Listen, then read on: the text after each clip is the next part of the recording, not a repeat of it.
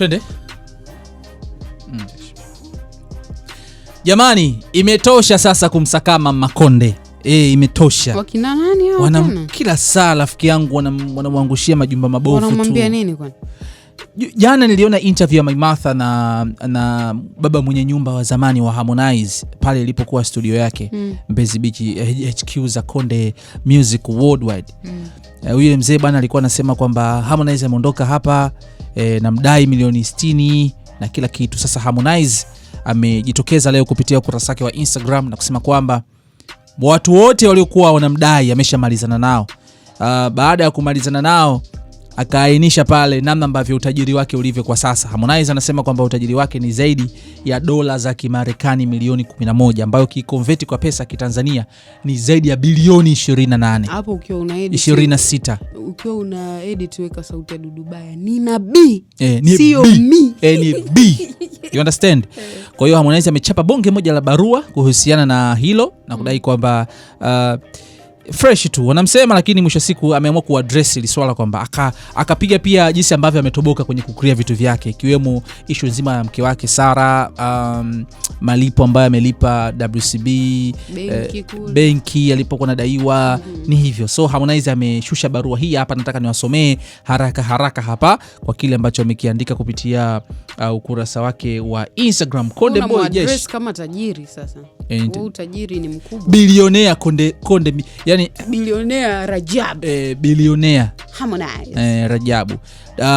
Harmonize ameandika, kama mlivyosikia nadaiwa baba mwenye nyumba kanijia juu, imenibidi nifungashe uzuri, nimepata nyumba kali tu maeneo ya Goba huku. Binafsi sijawahi kuwa muoga wa madeni wala maisha. Kama kuna mtu anakudai au hata mtandao wa simu unakudai na unasoma hii posti, usirudi nyuma, usijali, kila mtu anadaiwa. Na hiki nikiwa napambana na nikukumbushe baadhi ya madeni niliyopata na kuyalipa kipindi hiki nikiwa napambania imani mlionipa kwenye muziki isipotee. Akakumbusha deni la kwanza lebo milioni 600 ya hili.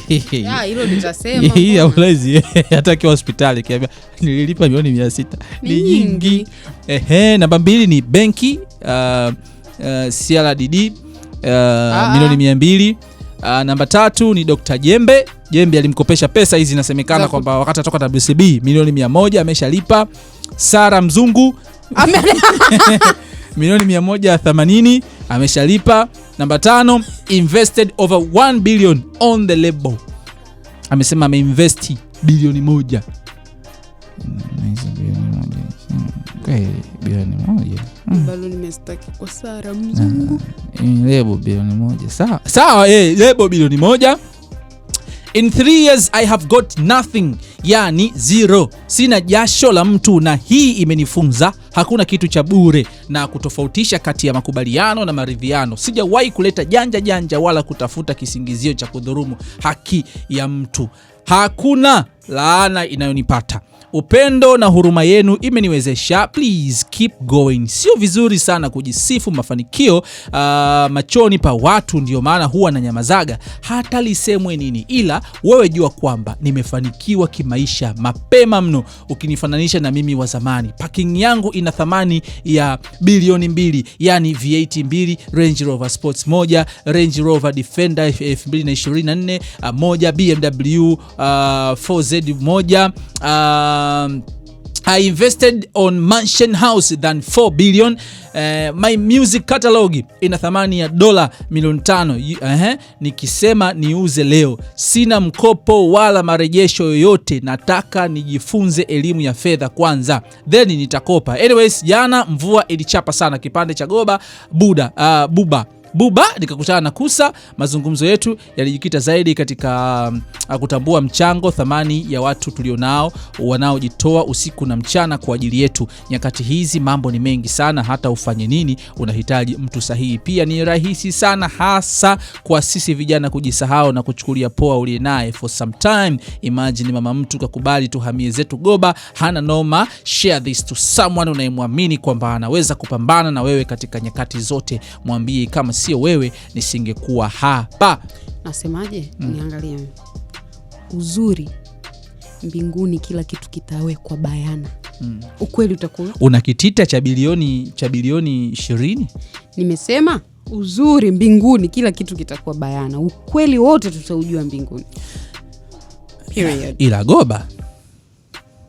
Ila sasa sawa, unaweza kuwa unaishi Goba, una mtu wa kuishi naye Goba. Hivi Kajala anaishi Goba, Uko sure?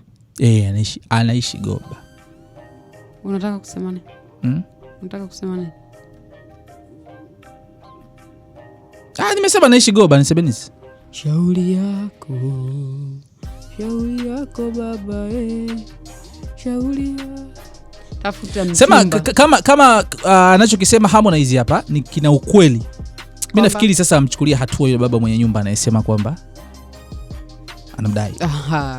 Sasa amemchafua. Aanze na Maimartha. No, Maimartha yeye amefanya kitendo cha habari. Maimartha, ngoja kwanza. Maimartha naye alimwambia kwamba wewe ndo baba mwenye nyumba yake hapo. Ndio maana nakwambieje, Maimartha hana kosa kwa sababu moja, yeye ametafuta information, amejaribu kuprove, na ndio maana ametafuta source muhusika. Wewe umeisikiliza interview yote? Umeisikiza yote? Mimi nimesikiza kipande tu, so I can't judge. Kwa hiyo jamaa amesema kwamba ni kweli Harmonize ameondoka pale. Anasema anawakutaka na Kajala. Anawakutaka kwenye ndege na Kajala, anajificha Harmonize. Na kikubwa hizi pesa inavyoonekana sio pesa za kodi. Ni pesa za matengenezo ya nyumba ambayo Harmonize aliyaharibu. Unajua unapokaa vitasa anasema viliharibika, na rangi. Sio nyumba zingine ukipanga rangi na nini, ila mzee milioni 60 ndo hata kama si nyumba hiyo. Umeongea Dar es Salaam kama sio wachunya. Milioni 60. Sasa uwezo ukajua. Kiufupi Harmonize hana deni kwenye nchi. Hana deni. Hapo unajua umeongea kama nani? Kama yule anauzaga mambo ya magari hapo Sinza kwa Remi sijui. Aitwa nani yule? Huyo. au Ustazi Juma.